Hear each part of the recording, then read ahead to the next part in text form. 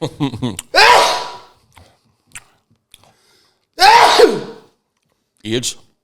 It's your AIDS kicking in. AIDS? You'll trim up now, so you will. Oh, fuck, 2 more of them and I'd come. Piss yourself. Oh, yeah. Right.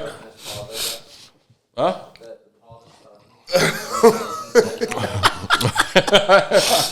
That's a good way to do it. Right. Anyway, right. Let's go. Ladies and gentlemen, welcome along to the Bat and the Bandit episode 25 after a wee bit of a hiatus. Lee Rogers. We needed new shit to talk about, mate. Not only that, we needed new shit to talk about.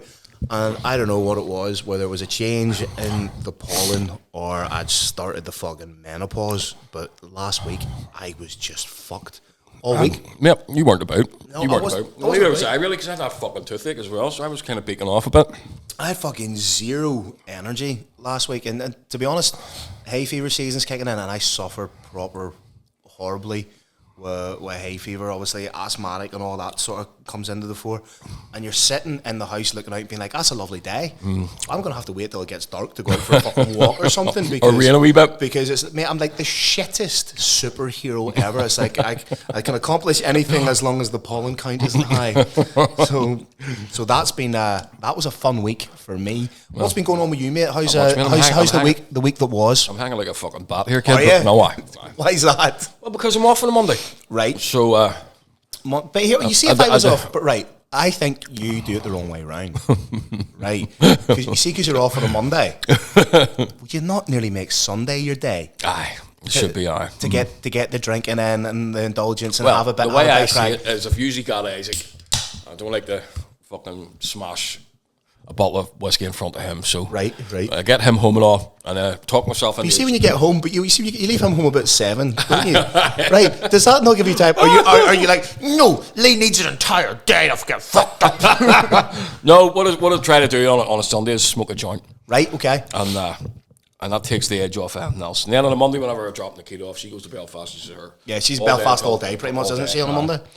So I decided to smash a wee bottle of whiskey yesterday, and it wasn't the best idea. High Commissioner. The cheapest shit you can, it's like fucking paint stripper of shit, you know what I mean? But there's no point in me buying, and I like nice whiskies. Yeah. But if I bought a nice whiskey at 80 or 100 quid, yeah, I'm smashing that tonight. I'm not sipping that and enjoying that. You're only getting a nice whiskey if you're out and you're buying one or two of them to enjoy them. Because like you're kind of the same with me, and this is why I'm sort of reining myself in big time of late. I'm not one of these people that can do like a couple of casual pints. I'm a feast or a famine kind of guy. Yeah. I either need. What the fuck are you? What are you doing, Lee? Biohacking. Nah, I'm not going to tell you what these are. But oh shit.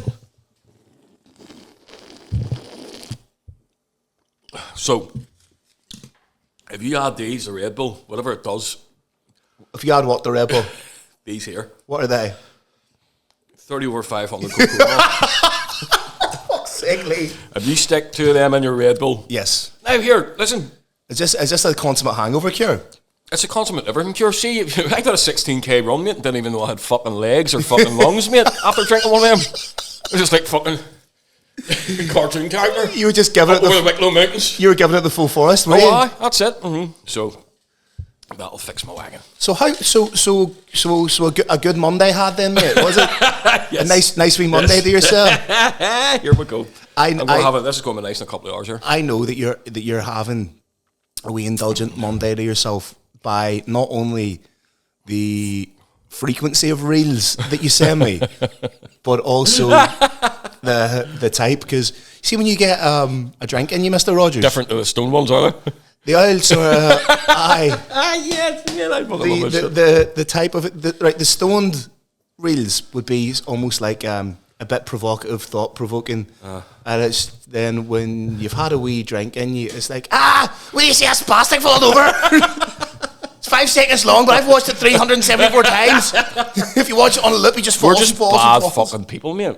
We're not bad but people. That is me finished. I'm doing what you're doing. Are you on the sobriety train, are you? Mm-hmm. Aye, I'm gonna. You're a weekend, are you? I fell off the wagon there. A few weeks ago. Just Longer than that, about a month ago. about a month ago, fell off the wagon and was on the pints for a bit. And then I've just been like, fuck, it's not worth how shite I feel after. You just reminded me of something there. What's that?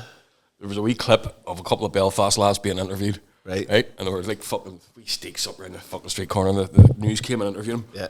I don't know what it was, but it was something. It came out of nowhere. It was fucking millions of them. And his wee mate chirped in and says, "There was more than that." There was more than that. Anyway, Phil, go ahead. So we're back back on the old sobriety train, seeing how that goes. Cause, right. I'm very much a routine-oriented person. And you see, if I have a hangover, it lasts for about 2 days, and that's 2 days that I do absolutely nothing.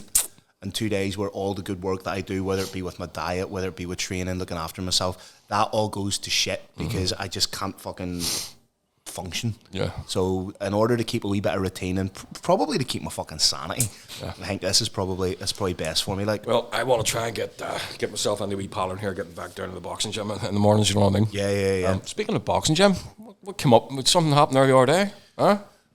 I said, You in the hood? I'm not quite sure What you can say legally what I can say. Right. So myself and the great and powerful Mr. In the Hood went out for a walk on Sunday. We walk out by the coast, and the long and short of it is we saw an elderly person being assaulted by an individual. Bastard. And we gave chase and restrained them. apprehended and restrained The two worst cuts in the world. an individual. Aren't they? Apprehended and restrained an individual until such times as the police came. Good. But yeah, it just it raised Unprovoked. completely and utterly unprovoked. Again, because it's still fresh, and statements have had to be given, and I don't want to go into too many details to bias or prejudice or interfere with sort of any of the proceedings. But an unprovoked attack on an elderly individual, very, very strange, very, very strange. But when did shit like that start happening in this country? Because that's one thing we always had here. Yeah. There was a bit of respect, no matter who you were, no matter what you were at, you always respected the elders here. If I were to theorize, drugs. If I were to, It's the 100%. Because, folks, you couldn't get cocaine here until about 15 years ago. It wasn't a thing. No, you couldn't get. There's no crystal meth around, I'm sure it wasn't. Crystal meth apparently That's fucking rife. Yeah, the amount of people that I'm hearing. Excuse me, sorry, I'm a meth dealer. The amount of people that I'm hearing are either smoking or injecting. Yes, we had an individual in here who was shooting it into his vein, and it collapsed veins and everything. So there seems to be an ever-growing drug epidemic, which then leads on to a crime epidemic, which will lead on to a rise in assaults. It's the thing about the cocaine thing and the crystal meth thing. Is it how different they are. Crystal meth is very, very addictive. Cocaine's psychologically addictive. It's not bodily addictive. If you decide you don't want to take it anymore, you're not going to take it. I look at cocaine like I do a box of celebrations at Christmas time. Take it or leave it. And if you have one, you're not done at one. No. But if you take none, you're grand. If you're like, I'll not take any of them. But if you take one, especially a wee fucking Malteser truffle at the celebrations, that's you locked in for days, bro.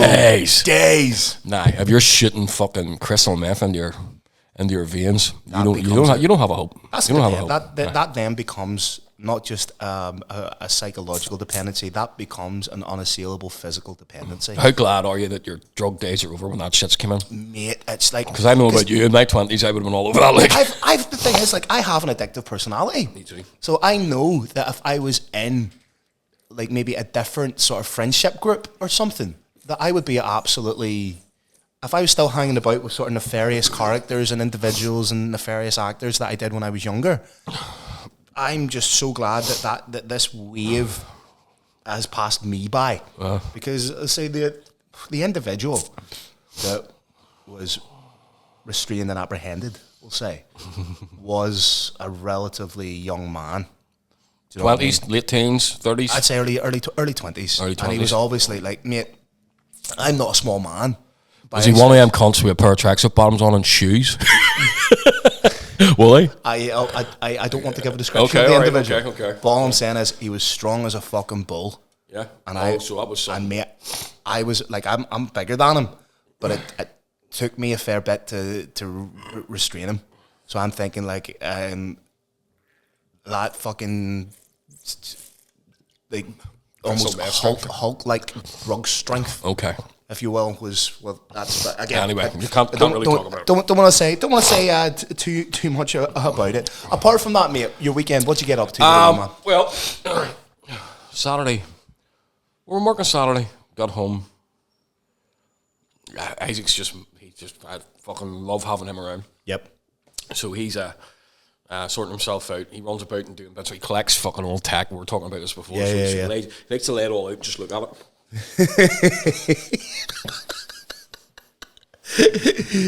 just look at it. Appraise it, if you will, like a jeweler. Aye. So he runs about and does his own thing. Him and Nikita were doing a load of cleaning, so I took myself to bed on Saturday night. I smoked an absolute fucking face melter of a joint. It was a belter. See, I don't like weed. I love it, mate. I love it. I'll tell you what. Weed's a better drug than alcohol for you and for your fucking head. Yeah. You know what I mean? Because you wake up right as a button and you're just away doing your thing. And this medical stuff's great. But I smoked that joint, and the next thing, lifted my phone, fucking call from Joe Rogers, my big son, 20 years old.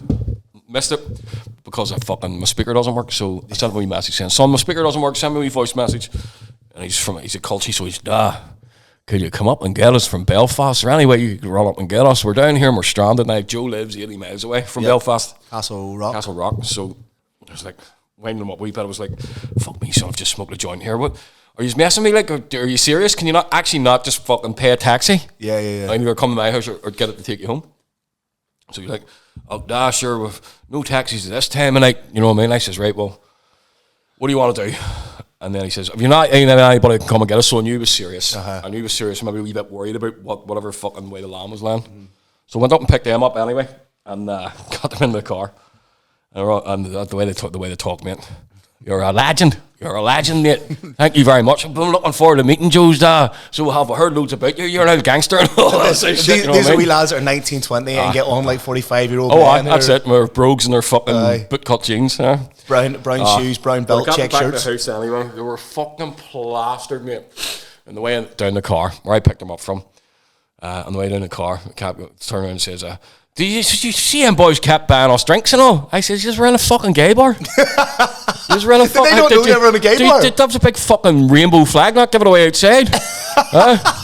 Just ran a gay bar. Phoebe farmers, like, you know what I mean? But again, that's their naivety. But then again, for as worldly wise and like your Joe's accomplished at 20 years of age, he's accomplished some fucking great things. Like he's essentially this fucking great lad, but great business head on him.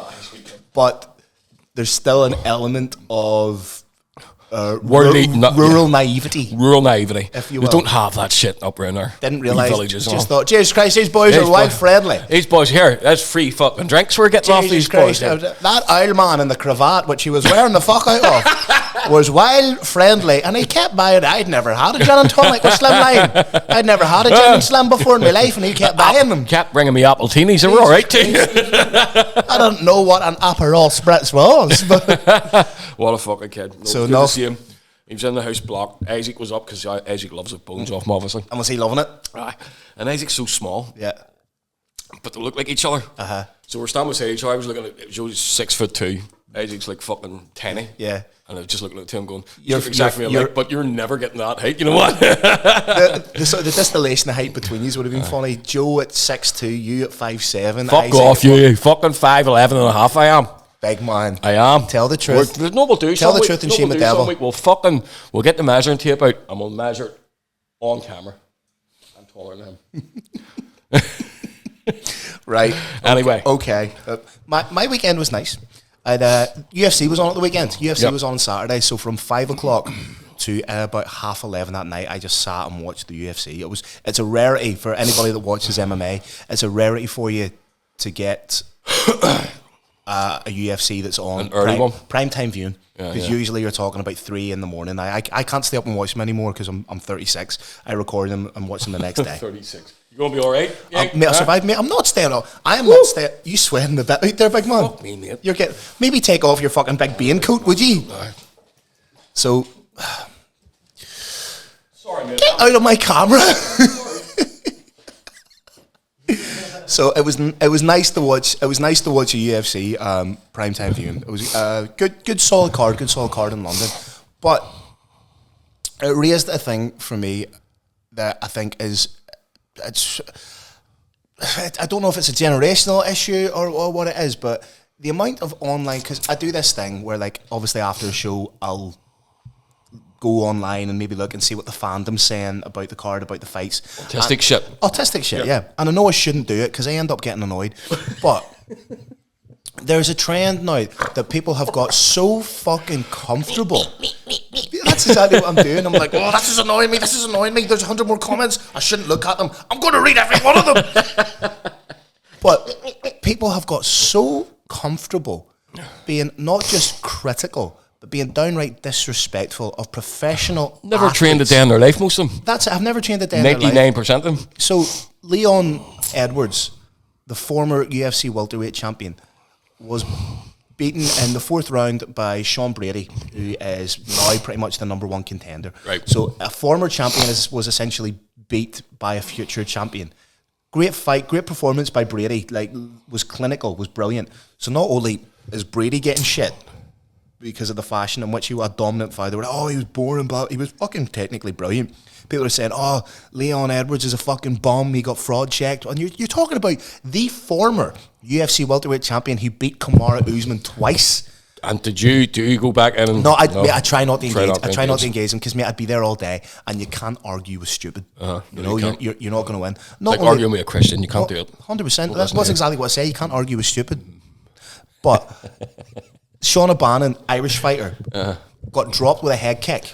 Right? And I mean, like, proper drop. I haven't seen any of it. Could have been out. She rallied and won by armbar.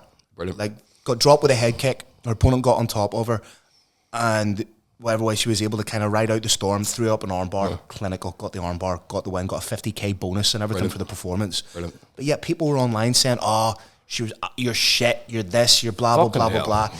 She won in the UFC. Now she's 2-1 in the UFC now. You know, that's not bad. She, either 7-1 or 8-1 total. And this is an Irish athlete, and this is Irish people saying this. This is Irish people saying this. You're a bum. So fucking disjointed. You're only there because of your looks and blah blah blah. She's a legitimate professional fighter. And another one, Caelan Loughran, great lad from Tyrone, in the UFC, former Cage Warriors bantamweight champion in the UFC, beat Nathan Fletcher by a decision. Nathan Fletcher, who's a teammate of Paddy Pimblett, you know, over at Next Gen, legit as fuck. 2 young, hungry prospects. And people are giving him shit because he won a split decision. Now, again, I don't know what the mentality is that... This is only last sort of fucking 5 years, I don't know where the fandom in MMA has changed. As MMA, as anything, as MMA has gotten more popular, so has the social media sphere, if you will. And it is just, it's poisonous, man. Now, don't get me wrong. I like a wee bit of trolling for a laugh, but it's lighthearted, very tongue-in-cheek. Yeah. I never get horribly personal, but this is like if I was thank God these are professional athletes, and it comes down to the old adage that wolves don't concern themselves with the opinions of sheep, and I'm very sure that professional athletes are like that. But I'm just thinking, like, what kind of individual is sitting there in their ma's fucking box room, in their pants, watching probably a dodgy fucking stream on a 10-year-old laptop, in their pants with fucking what's it dust on their fucking fingers. What's it dust? Typing away. Fucking pizza cheese stuck in their fucking neckbeard. Fucking wearing the same fucking gunks for 6 days with fucking stains. You're not meant to do that, no? No, mate. Fucks, you're right, okay. But then what motivates that person? Is it the outward projection of their own self-loathing? It's because these people are so far removed from them that they don't feel there's anything they need to hold back with. Yeah. They can say whatever the fuck they want for the sake of hearing their own voices. You know what I mean? I have a theory that there should almost be like something that monitors your comments, and if your comment is deemed to be outwardly negative, aggressive, or personal to an individual, you should also have to post your address to post that comment. Or just have it so that it takes it away straight away. There's no need for that. There's no need for that pettiness. Free speech and all. Free speech and everything. But there also has to be accountability with that free speech, I believe. So you should be able to be held accountable, and you should have to stand by that. So should a person want to, now I'd be a fickle cunt and I would go to your door. But like, I would love someday, just if you talk shit about a former UFC champion, a future UFC champion, even somebody that is competing at the highest level of the sport, they just turn up at your door. Did you say this? just to see what the fuck would happen, and that would be fraud checking. That would be checking someone's fucking privilege, online privilege, if you will, if that's such a thing.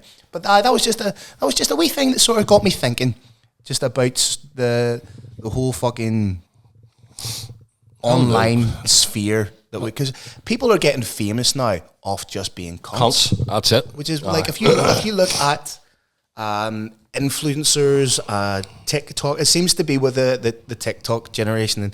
And Jack, you could probably speak to this a wee bit, though I don't really get TikTok. I'm not on TikTok. No. Like the bat and the band that is, but I have nothing to do with it. People seem to be getting famous off the back of just being arseholes and doing quote unquote pranks. Like, is this a generational thing, or is this, you're obviously... That's the sort of shit he would do. You get, and you obviously, you're in and around TikTok. Are people just on TikTok being arseholes and getting famous off the back of it? Yeah, the prank side of it, it's always been a thing on YouTube and stuff as well, but then, like, the likes of being arseholes, there's people which are, like, jumping on, seeing videos of people actually trying to do well, and just trying to rip them down instantly, and they're getting famous off that. Is that a jealousy thing, you think? It probably is, yeah. Or they're going live and ripping the piss out of people just to try to get famous off it as well. Which, in a way, some of them you can understand why they're doing it, and there's others where they're just doing it just to try sort of write their own wee spark. Yeah, it seems to be like being a troll seems to develop engagement. Like, I seen one where it was some little scrawny fucking cunt who apparently is a multi-millionaire, was walking around purposely bumping into people to try and engage, like, aggressively. Somebody fucking went for him, but he never shit himself, didn't he? No, somebody went for him, and then this huge, big fucking, like, 7-foot black dude security stepped in. And I'm thinking, like, what the fuck? Then these people get to essentially stage where they think they're untouchable. Sooner the fucking EMP takes out the internet, mate, I'd be a lot happier. Oh, mate, the internet's fucking, don't get me wrong, like, we have a lot to thank the internet for. No, we do, but it's a curse too. Like. But it is absolutely fucking toxic. On TikTok. I didn't ask you to speak there, mate, but... sorry, Jack. Just jumping in when he feels like it now, isn't he? Third man. Go ahead. Me. Sorry, mate, go ahead. Videos like that where the security down there. And then there was a day he was filling his car up and he had no security with him, and people actually approached him. Yeah. And he shit himself. See, that's what I mean. Like, that's a prime example, Jack. You've hit the nail on the fucking head there. The internet affords people a degree of anonymity, and that anonymity breeds false confidence. Do you want me to sit out there, Jack? You jump in here, mate. Them cool them all just kicked in, like. Do you need a wee dose, do you? So anyway, aside from that, we were talking about your boy. He's a good kid. Fucking hell. It got me thinking a wee bit about dumb shit you did when you were younger, mate. Absolutely. Like, you think about it, like, you were fearless when you were younger, and you did. I remember there was one time, back when I was a younger single man, I got chatting to a girl, and this back when the limelight was at its apex. You know what I mean? You had the three fucking... You had the Limelight, Katie Daly's, Auntie Annie's, was it? Auntie Annie's was up, way up the Dublin Road. Way up the Dublin Road. It was Katie Daly's. Same place, Katie Daly's, the Limelight. So they had the three bars open. The three bars open. And it was like a pound of drink or something. So got chatting to a girl and everything. And then went back with her to hers. And I remember... What for? For a wee cup of tea. Cup of tea and a bit of hand-holding? A wee cup of tea, hand-holding, and a wee honeymoon roll. Did you hold her hand, did you? I held more than her hand. I held her attention. So... I love bucket stories. I was in the car with four of her mates. my mates are just as my mates are texting me being like, where are you? I have my head out the window driving past the line being like, see you later, boys. So I end up in Banbridge. Fuck, there you go. I have a story like that, but go ahead. I wake up the next day and I'm chatting away to the girl, and she was like, I bet you don't even remember my name. What, two of them are fucking brilliant, mate? No, I'm good, mate. Go ahead. I remember like chatting away to the girl after a bit of hand holding that night. It's about 7 or 8 in the morning. So someone goes, I bet you don't even remember my name.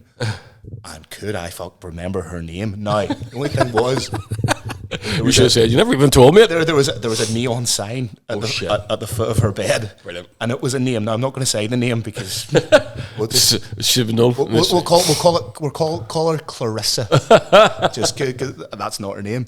But I could see this neon sign like over her shoulder, and I was like, fuck me. It may not be her name, but I'm just going to have to hedge my bets. And I was like, I sure do, Clarissa, what are you talking about? And she was like, oh my God, I'm so sorry. And I'm thinking to myself, woo! Nice bullet fucking dodged. So she left me to the bus. And I think I nearly had to borrow a £5 or something off her because in my 20s, fucking skint. No. Got the bus back to Belfast and got a mate to pick me up.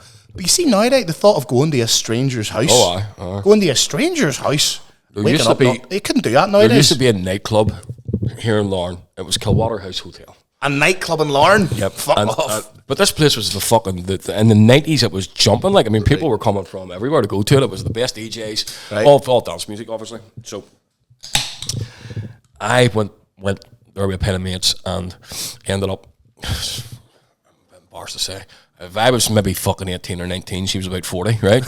Okay.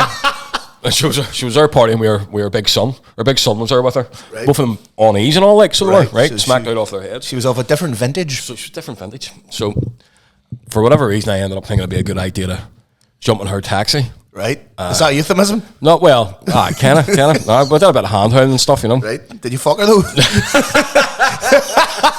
Like a champion, kid. Huh? You give me 2 E's, I go for fucking days, man. No sweat at all. But anyway, ended up back at this. I'll not say the town in case anybody knows her, but it was about. She's probably dead now. 15 in case anybody knows her. Don't want to be disrespectful to your kids, you know. In case anybody visits her fucking grave. Jesus Christ. It was about 15 miles outside Belfast. Right. I had no money I didn't know where I was going. I started going towards Belfast. I was like, where are we going? Right. We're heading up here. So, God rest her. God rest her soul. Even remember her name too. Hell of a woman. Anyway. She was a hell of a woman too. Like. Back in the room, Lee. Anyway, so she said to me, she says, I'll give you 20 quid, which is all it would have been for a taxi from here to get me back to Carrick in the morning. Right? Do you realise? Now, I put a good fucking shift in here, fellas. Right. Is what annoyed me. I put a good shift in. More than 20 quid's worth? 30 or 40, easy. And I fucking put that shift in. And the next morning, put a good wee shift in too, about 7 o'clock. Wee double shift? But my wee head was like, oh, that kind of weirdness you get after start coming down a wee bit. I had to walk. From where?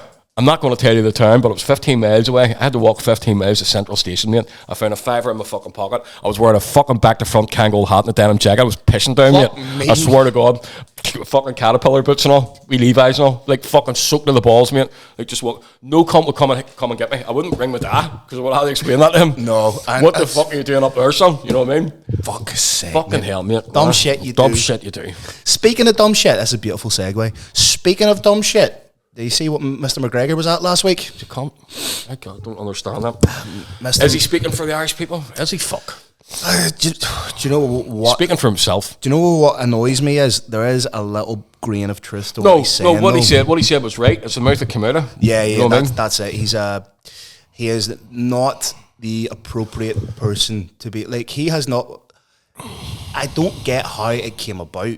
You know, one alleged horrible human being inviting another alleged horrible human being to have communications. There's a lot of that going on. Do you know there's a lot of that going about in the world at the minute? There's a lot of people sort of sticking each other with the same sort of shit on their resume. Yeah. Do you know what I mean? Yeah. I don't like it. Not to get into, because it's all alleged, so we're not, you know, we're not going to be casting dispersions, but Conor McGregor was invited to the White House to meet with President Trump to discuss a number of issues pertaining to the relationship between Ireland and America.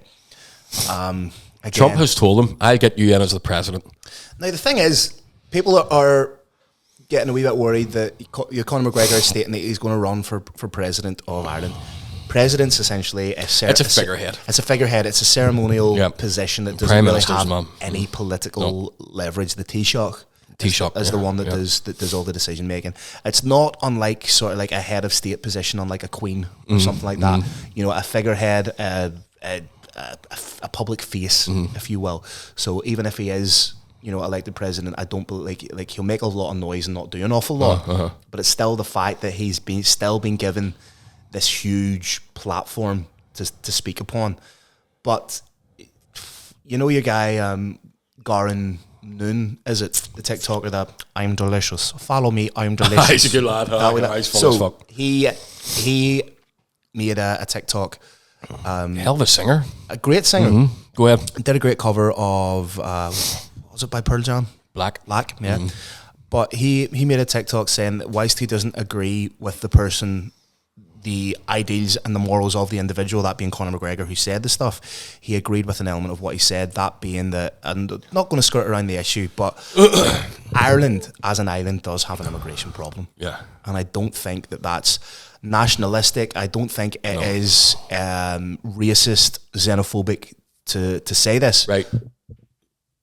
So the problem is that I'm all for it, man. If you're coming in with a proper paperwork and something to fucking offer the country, to contribute and enrich, because don't give a fuck about your colour or anything else. Yeah. You know what I mean? No, but it's are you contributing? Are you enriching the diversity and culture? Are you coming here because your own country's fucked? You're coming here to suck the lifeblood out of our country, like be looked after, put up in hotels, fucking giving fucking handouts. There's a problem there with that with me, okay? Because I would expect that if I was on the same thing, and I had probably 100 people to a different country, and I walked in there, I would expect people to feel that about me. Yes, you know of course. You know, I was as Irishmen, we obviously, it would be unassailably hypocritical of us to have an issue with immigration. Oh, fucking hell! You know, the Irish built the Americas. The Irish built. I mean here. Was that immigration at the time, or was that building a country? Do you know what I mean? There's two ways to look at that. You know, again, with Ireland built a lot of the mainland, a lot of England as well. So we obviously, you know, and settled there. So you know, it's not a case of, you know, why the fuck would you settle in England? Could you imagine listening to that?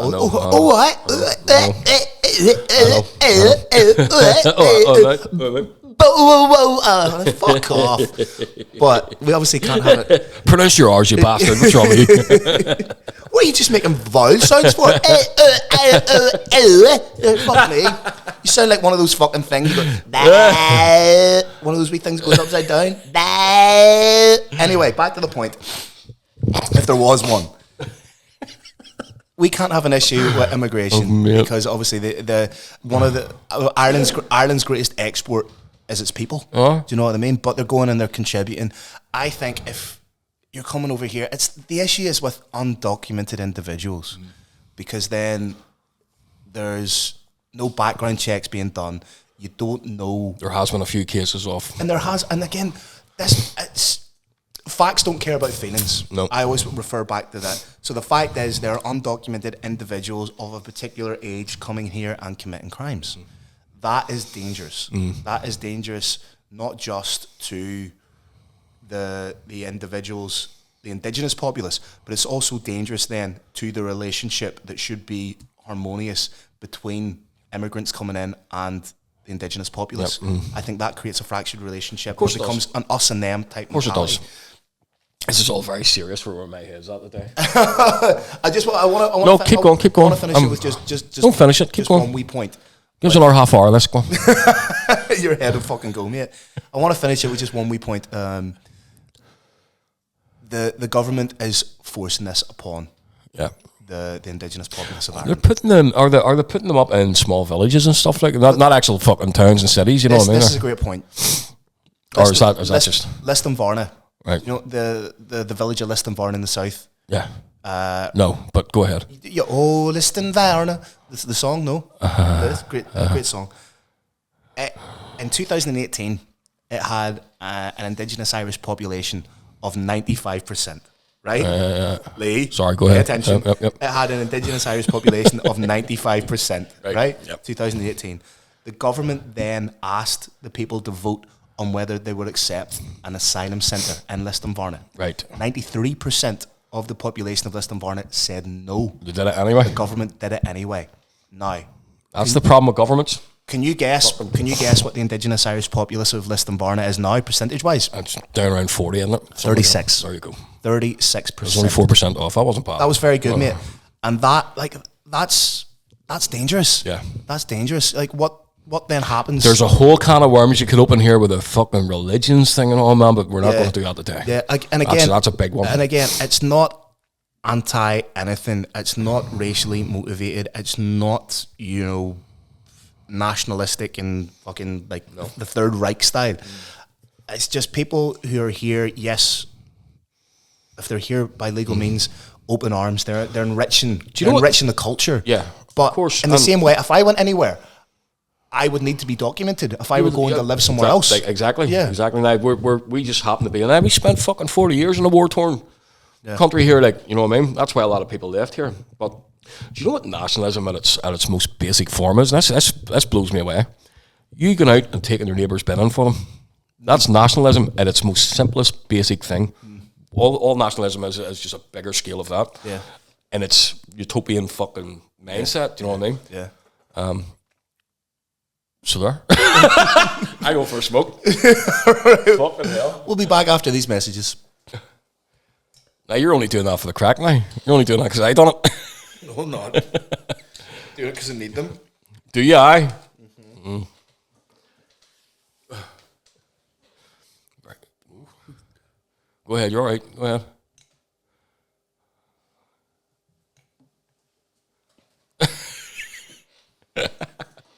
That's us back, ladies and gentlemen. How are we? Everybody good? Yep. Let them fizzle. Don't be drinking that yet. Sorry. Right, go. What's next? Welcome back. Ladies and gentlemen, there's all wee notes and all. I write wee notes and all. It's full of charts and facts and figures. Somebody has to keep and instructions for dancing. Someone has to keep this. Where's your dancing instructions? Stop it, Lee. Pyramids. Tell me about pyramids. What's the crack? Fuck, that's a big news this week. I know nothing about this, mate. This is your this is something you're interested in. This is more your realm, isn't it? Well, what they've discovered is these pillars that drop down fucking kilometers. Like we couldn't have done that.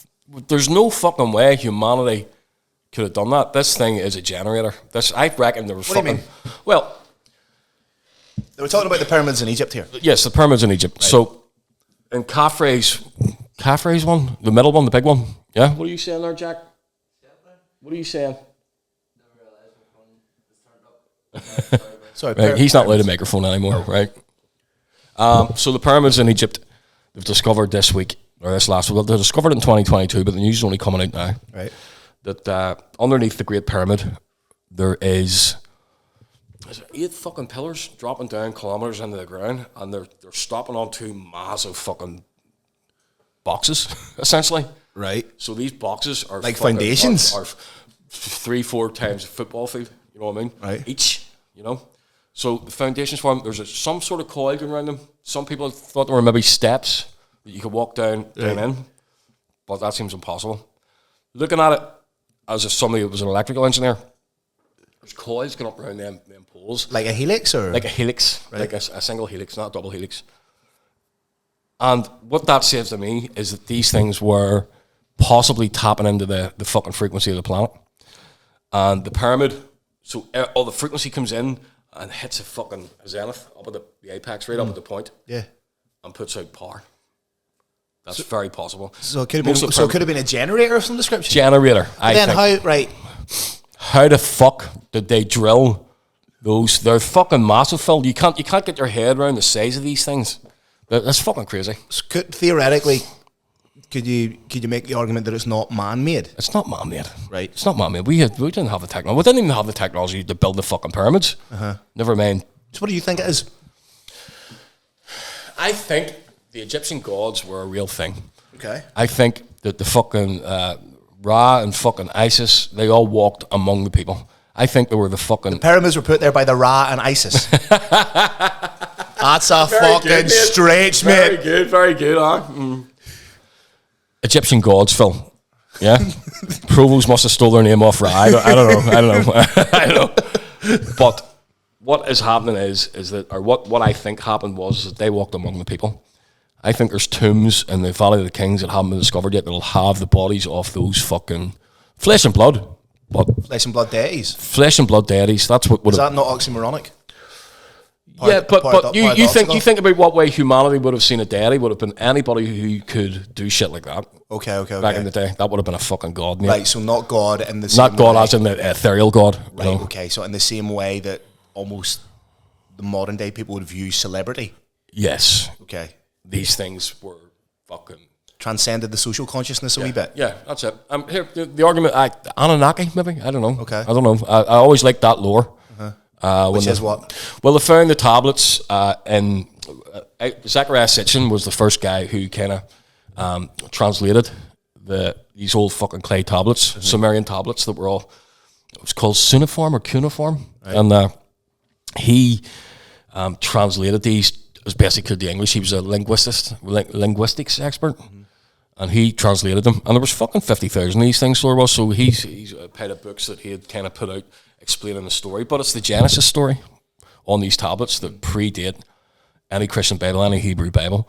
So, but it's telling the Genesis story, but it's telling it from the point of view of, so in the Garden of Eden, whenever they had created these beings, which they think came from, they brought things with them called Agigi, which were essentially slaves, which were essentially us. Right. And they fucking, because they were experts in genetics, so they had fucked with the genetics of these things so that they could work with the ground. There's a couple of different ideas. One is that they were ethereal.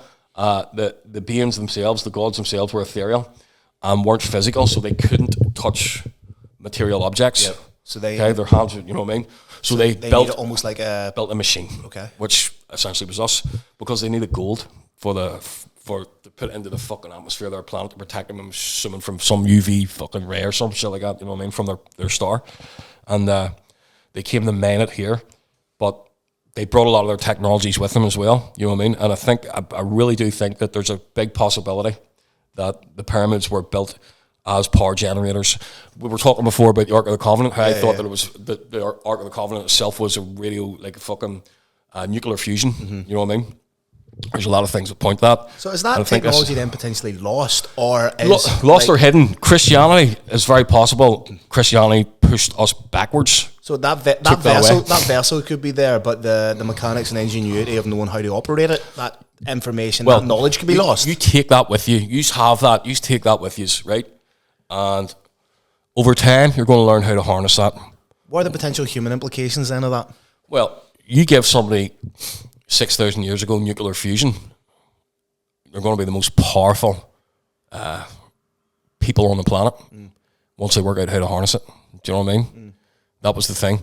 It's like, I'm going to give you this now, and you just have this, but what's going to happen is it's going to take you fucking hundreds, thousands of years to work out how to harness this, but when you do, you're going to be the most powerful thing on the planet. Fuck. Do you know what I mean? So, and here, they are.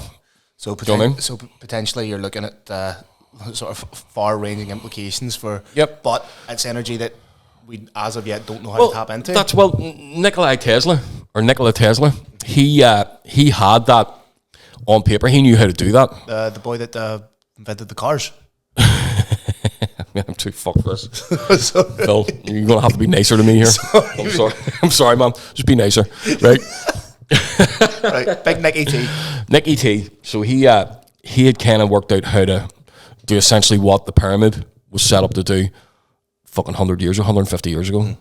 And they didn't like it. That would have been free, because electricity is in the air. So if you had point A to point B and this thing was putting out, you could be receiving that here and using it. You could have your light bulbs just fucking hanging there, and it'll light them up. Do you know what I mean? Because it's in the air. He had that technology, but they took it off him.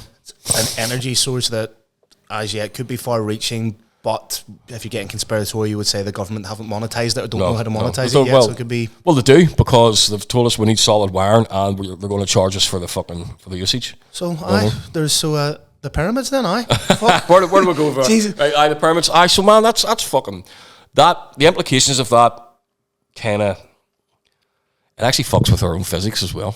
Do you know what I mean? It's like the laws of human physics. The laws of human physics, man. You should not have been able to do that. There's no way that slaves and normal humans build that. So it's impossible. It's not only that, but so in the same week that came out with the pyramids, the JFK files got released. Right, okay. Tell us a bit about that. Around 80,000 pages of documentation released by the Trump administration pertaining to the assassination of JFK. Have they put it out in 80,000 files to make it difficult to take the fucking the point out of it? I haven't, obviously I haven't read them because 80,000 pages, but allegedly there are 4 pages of it that are very heavily redacted. Okay. So I'm not quite sure. But it was meant to come out unredacted. The whole thing was meant to be out publicly. I don't know. I haven't even seen a summary of it, or if anybody has read the entirety of it and made a summation of it. So I'm not quite sure. Do you have any theories on the assassination of JFK? Was there not a cleaned up image of the driver? Mm-hmm. Did you see that one? No. There's a cleaned up piece of footage where the first shot comes from the grassy knoll. No, or the library. The first shot comes from the library. Right. First shot comes from the library depository. Hits him because she tries to help him. And the library was Lee Harvey Oswald. Right. Now he was a scapegoat too, but he took the fucking bullet, so to say, for that whole thing. The second shot then was I think whoever was driving was in on it. And once he seen that he had missed, caught him there, he just went, boom, and you can see it. It's a fucking cleaned up video. Yeah. You should be able to catch it online. That's the way I seen it. I think he shot. Now, obviously the documents are going into the whys and hows and who and what for and right in the nitty gritty. But you can see the driver turning around here, over his shoulder here, boom, taking his head off. And Lee Harvey Oswald was then shot, wasn't he? Yeah. By Jack Ruby. A guy who was closely affiliated with the mafia. Yeah, Jack Ruby shot him. Yeah. So he was in cuffs. Yeah. Going into court maybe or coming out of court. Yeah. And he was in cuffs, and Jack Ruby just went up with a revolver, and shot him twice. So only. Then what happened to your man Rubio? Did he end up doing time? I don't know. Did he get assassinated as well? Let's look that up. Jack Ruby. Just tying up fucking loose ends. Because obviously, if Lee Harvey Oswald, why the fuck would the mafia have been involved? JFK had links to the mafia, apparently. So, not only that, but he was smashing Marilyn Monroe as well, wasn't he? He was. I think there was a pile of shit about to come out about all that too. Like fair play to him. Honest, bro. Fair play to him. What were the tag teaming her? Bernie had been like, weren't they? But it was then there was also meant to be state collusion as well in some form or another, wasn't there? Yeah, I know. Died. Age 55 in Texas. Let's see if we fucking get. I don't want to. We're very good at just saying shit, mate. I want to try and research. Fact check a wee bit. Give me 2 seconds, man. Well, no, he died of a pulmonary or embolism in January 1967. So a heart attack. Is that what that is? Pulmonary? Yeah, pulmonary. Is that not brain? Pulmonary embolism? I don't know. Well, anyway, he died. He died. So again, I'm going to have to for the next episode, I'll maybe try and see if I can get almost the cliff notes of. Yeah, let's do that. And let's delve into the mafia and all a wee bit as well. I think that'd be a good one. Have a wee chat about that. But mate, I'm happy enough to give it a wee wrap up. Thank you for fucking carrying this for me, man. I'm fucking devastated here. You're a fragile wee man, aren't you? You thought you came in here, Barry Big Balls, thinking you were fine, but as you've had to sit and just chill for a wee bit, you've realised you're not as well as you thought you were. No. God love you. What's the rest of the day looking like? What's your week looking like? I have a tattoo to do here today. My wife is mitching today, so she's just said, I've nothing now knocking in, so I'm going to do what I have to do here.